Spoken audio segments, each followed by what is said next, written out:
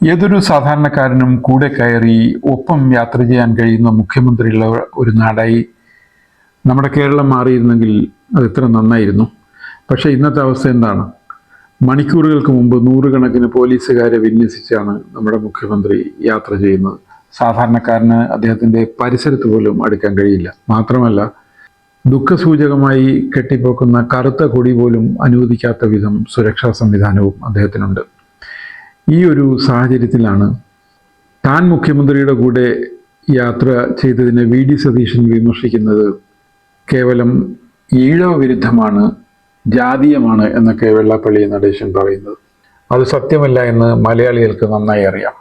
VD. Satheesan വിമർശിച്ചത് Vellappally നടേശൻ്റെ ജാതീയതയല്ല, അദ്ദേഹം ഈഴവനായതുകൊണ്ടുമല്ല, മറിച്ച് വെള്ളാപ്പള്ളി നടേശൻ നിരന്തരം വർഗീയത പറയുന്നുകൊണ്ടാണ്.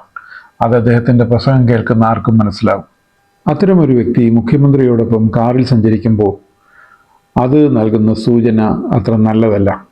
അത് ഒരു പ്രതിപക്ഷ നേതാവെന്ന നിലയിൽ, ഒരു ജനപ്രതിനിധി എന്ന നിലയിൽ പറയേണ്ട ബാധ്യത വി.ഡി. സതീശന് തീർച്ചയായും ഉണ്ട്.